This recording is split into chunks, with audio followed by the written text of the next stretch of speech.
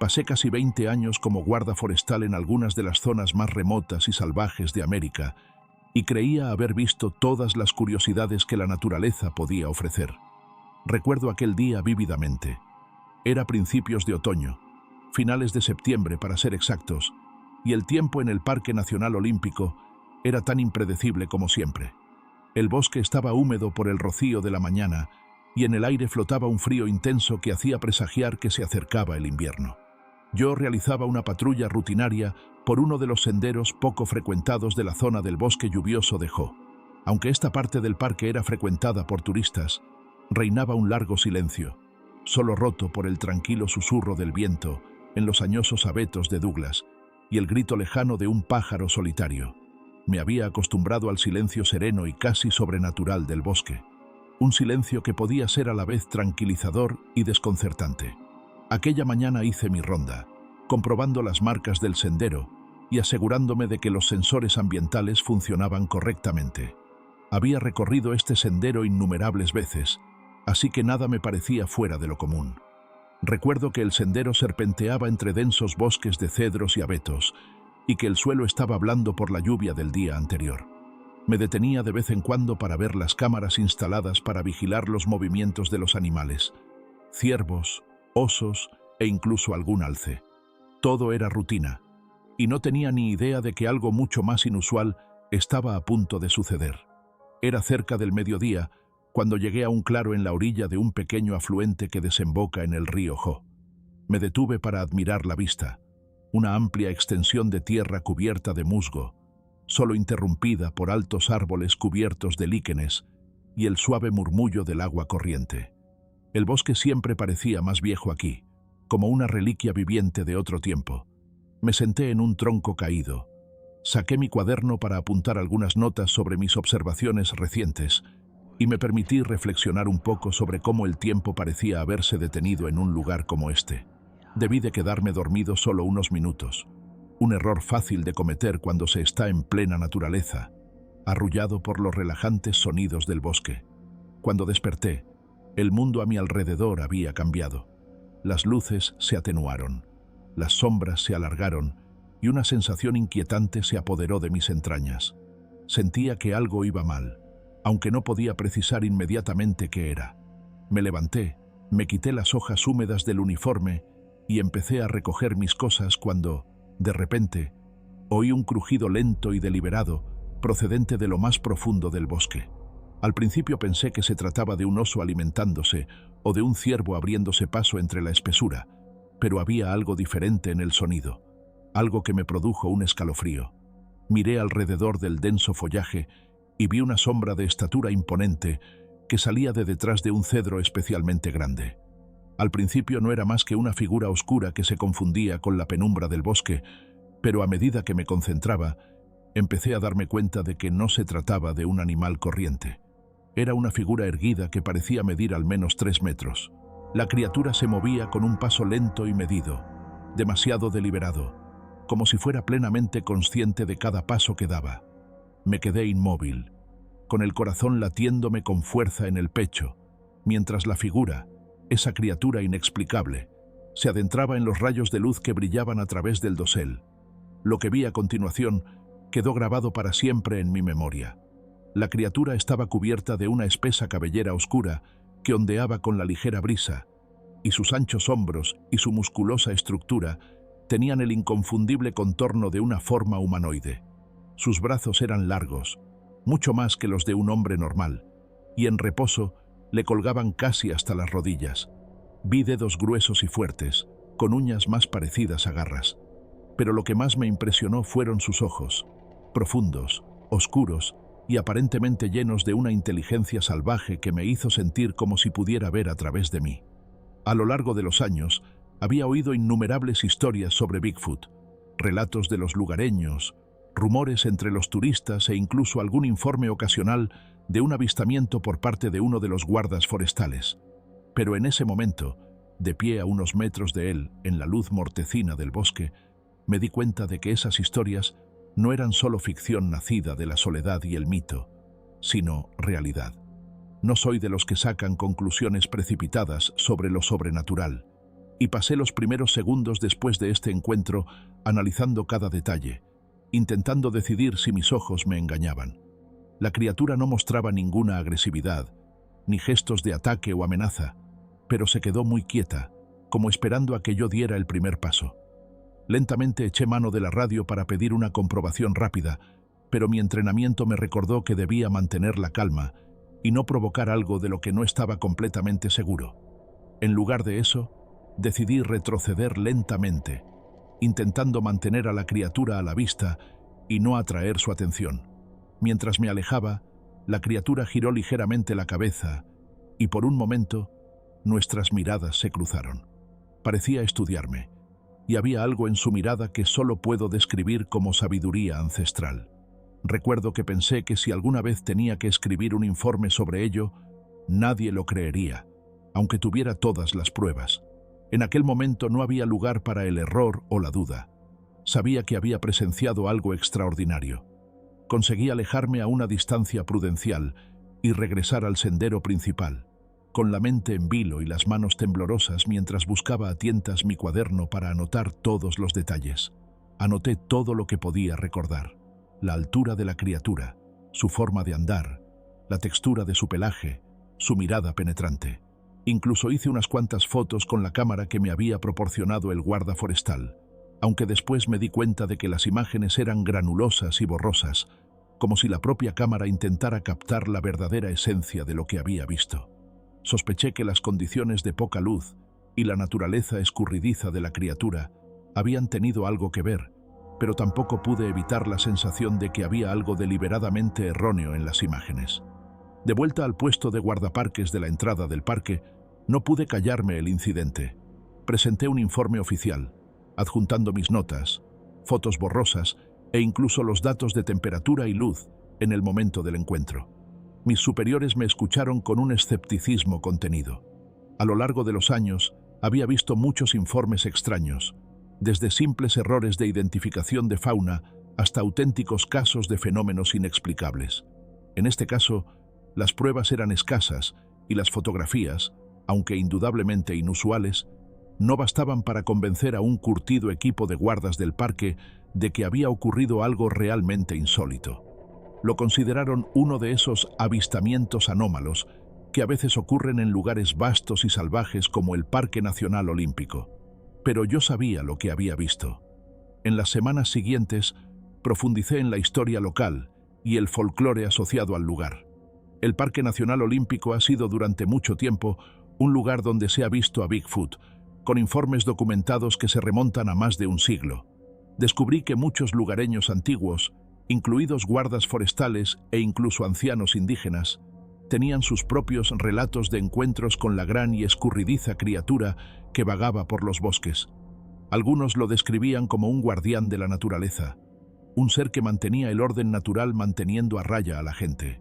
Otros lo consideraban una reliquia perdida de una época en la que estas criaturas vagaban libremente por los bosques, hasta que la civilización moderna invadió su territorio. Fuera cual fuese la verdad, las historias coincidían en una cosa: allí había algo que desafiaba las explicaciones racionales de la ciencia moderna. Una tarde, decidí volver a visitar el lugar donde había conocido a la criatura. Quería comprobar algunos detalles y ver si quedaba algún rastro de su presencia.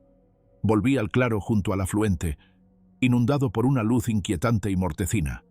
El bosque estaba en silencio, casi antinatural, y avancé con cautela por el sendero. Cuando llegué al claro, observé que había muchas huellas enormes profundamente incrustadas en la tierra blanda y fangosa de la orilla. Las medí con una cinta métrica de bolsillo. Cada huella medía unos 45 centímetros de largo y más de 25 centímetros de ancho, mucho más de lo que podría hacer un ser humano. Hice fotos detalladas e incluso dejé algunas huellas en el suelo mojado. Marqué cuidadosamente la ubicación con mi unidad GPS, señalando que estaba a unos 13 kilómetros de la entrada principal del parque, cerca de Port Angeles, Washington. También encontré ramas rotas y maleza alterada dispuestas de tal manera que sugerían que un animal grande había pasado por aquí con precaución deliberada, evitando daños innecesarios a la flora circundante. Había cierta gracia en la disposición de las huellas y pisadas en el barro, como si el animal, estuviera bien adaptado a su entorno, casi como si hubiera evolucionado específicamente para atravesar este antiguo bosque con el mínimo impacto. Pasé la mayor parte del día rastreando la zona en busca de más pistas, muestras de pelo, heces, cualquier cosa que pudiera ayudar a identificar a la criatura. No encontré ninguna muestra biológica, pero la magnitud de las huellas y la forma meticulosa, casi ritual, en que se había trazado el rastro entre la maleza no hicieron más que reforzar mi convicción de que me había encontrado con algo real. Ese mismo día, de vuelta en la estación, recogí todas las pruebas que había reunido, mis notas escritas, fotografías, coordenadas GPS e incluso algunas muestras físicas, que más tarde analizaron nuestros biólogos de guardia. El equipo científico con el que trabajé confirmó que las huellas no pertenecían a ninguna especie conocida de la región, y los análisis de ADN, aunque no concluyentes debido al deterioro sobre el terreno, apuntaban a una composición genética que no coincidía con ninguna criatura documentada. Fueron prudentes en sus conclusiones, pero ni siquiera ellos podían explicar del todo lo que vi. A pesar del informe oficial y de las pruebas archivadas, el incidente se archivó en silencio. Los altos mandos no querían que se desatara un frenesí mediático, y como ocurre con muchos casos de este tipo, la historia acabó etiquetándose como identidad equivocada o incidente anómalo, pero aislado. Yo sé lo que vi, y sé que la criatura con la que me encontré no era producto de mi imaginación, ni un simple caso de identidad equivocada. Era Bigfoot, una criatura que, según todas las pruebas disponibles, deambula por los densos y brumosos bosques del Parque Nacional Olímpico, oculta a la vista pero siempre presente. Con el tiempo, empecé a notar cambios sutiles en la gestión del parque. Se introdujeron nuevos protocolos para gestionar los informes de avistamientos inexplicables de animales salvajes y se hizo cada vez más hincapié en la cooperación con las comunidades indígenas locales, que desde hace mucho tiempo tienen sus propias historias orales de la criatura. Estas comunidades hablan del hombre salvaje del bosque, un espíritu guardián o vestigio de una antigua raza que antaño vagaba libremente por el bosque mucho antes de que los humanos se apoderaran de la tierra. Empecé a ver el solapamiento entre el folclore y las pruebas fehacientes, y quedó claro que lo que teníamos entre manos no era solo una anomalía aislada. Formaba parte de un misterio mayor, interconectado, que abarcaba siglos. Con el tiempo dejé el servicio de parques y empecé a trabajar a tiempo completo en un instituto de investigación privado que colabora con el gobierno federal en el estudio de las criptomonedas y la conservación. Sigo visitando de vez en cuando el Parque Nacional Olímpico, pero no como guardabosques, sino como alguien que lleva una carga de conocimientos que la mayoría de la gente decide ignorar. Cada vez que pongo un pie en este antiguo bosque, recuerdo aquel día, el momento brillante y fugaz en que me encontré cara a cara con algo tan inexplicable que desafía la lógica o una explicación sencilla. He compartido mi historia con varios colegas e investigadores de confianza, y aunque muchos de ellos siguen mostrándose escépticos, cada vez son más los que empiezan a cuestionar la versión oficial de que tales criaturas no son más que un mito. No pretendo tener todas las respuestas, ni mucho menos, pero creo que reconocer la existencia de estas criaturas es el primer paso para comprender nuestro lugar en el mundo natural.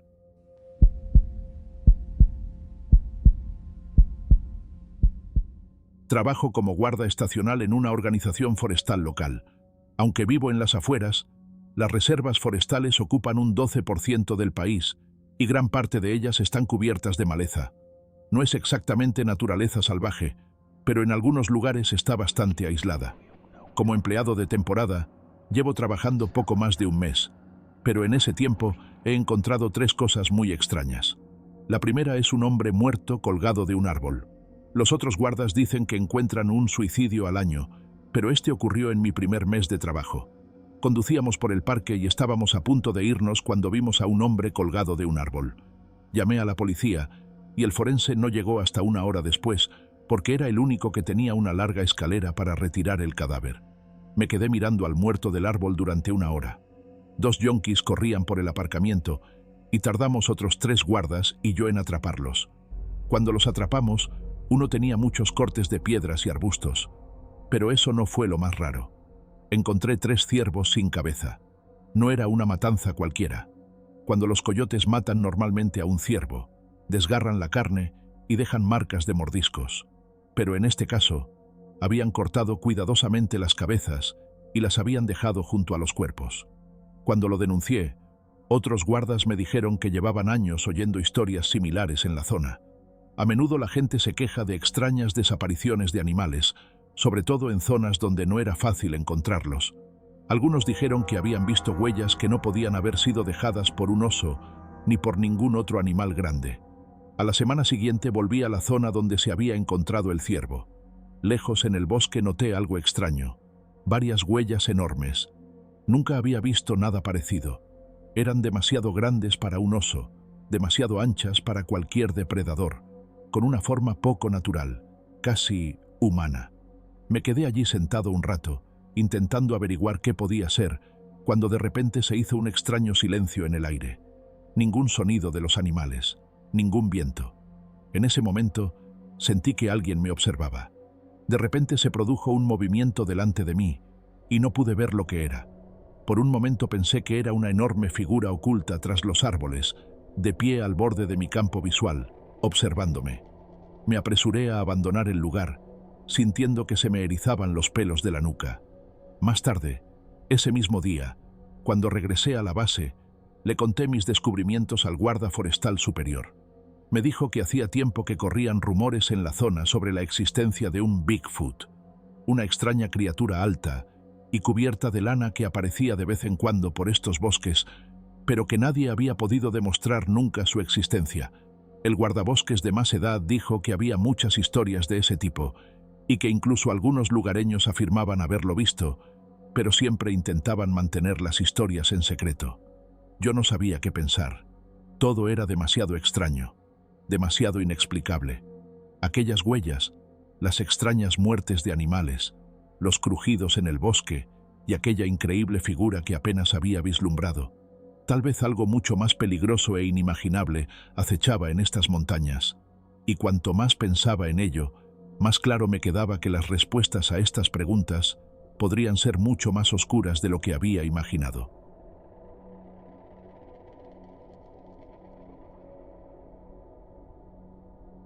Quiero compartir con vosotros algo que me ocurrió hace unos años. Trabajaba como guarda forestal en el Parque Nacional de los Glaciares, en Montana. Es una de las zonas más pintorescas y salvajes de América, y me he encontrado con muchas situaciones extrañas a lo largo de los años, pero esta fue algo mucho más aterrador. Una noche de principios de otoño, me asignaron a patrullar uno de los rincones más remotos del parque, en una zona llamada Stone Ridge. Este lugar es un verdadero páramo, donde rara vez se ve gente, y para ser sincero, siempre había algún tipo de atmósfera extraña en la zona. La mayoría de las veces pasé junto a bosques centenarios, cañones profundos y lagos helados, y nunca tuve la sensación de que algo me acechara. Aquel día me dirigía por un sendero hacia uno de los remotos embalses donde pensaba comprobar las cámaras de fauna salvaje. No parecía gran cosa, un trabajo rutinario, pero cuanto más caminaba, más sentía una extraña inquietud imposible de ignorar. Todos mis instintos me gritaban que algo iba mal. Me detuve en una pequeña elevación y miré hacia el bosque, y allí, en el límite de la visibilidad, vi algo, lejos, pero claramente visible.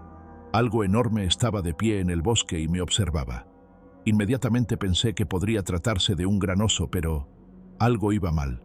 Cogí los prismáticos para examinar el objeto y se me encogió el corazón cuando me di cuenta de que no era un oso. La figura era demasiado alta y enorme. Medía entre 2 y 3 metros. El pelaje de su cuerpo era oscuro y en algunos puntos rojo, como el de algunos osos grandes, pero esta figura se erguía como un ser humano. Intenté que no cundiera el pánico, pero en mi cabeza solo se arremolinaba una pregunta. ¿Qué es? Retrocedí unos pasos, intentando no llamar la atención. Pero cuando me giré para avanzar, sentí que el suelo bajo mis pies temblaba. Un extraño gruñido que apenas oí resonó en el bosque. Me di la vuelta y vi una figura que se acercaba a mí lenta, pero inexorablemente. Mierda, me di cuenta. No era solo un hombre trajeado o un oso. Era algo más, algo antiguo. Rápidamente saqué mi radio para ponerme en contacto con mis colegas. Pero en cuanto empecé a hablar, La criatura aceleró el paso. Había una amenaza evidente en sus ojos, que brillaban a la luz de mi linterna. Tosí de miedo mientras intentaba contactar con la base. Y entonces la criatura avanzó a una velocidad increíble, más como un salto que como una carrera. Estaba cerca.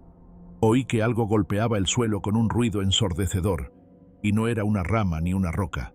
No sé cómo conseguí escapar, pero tuve suerte.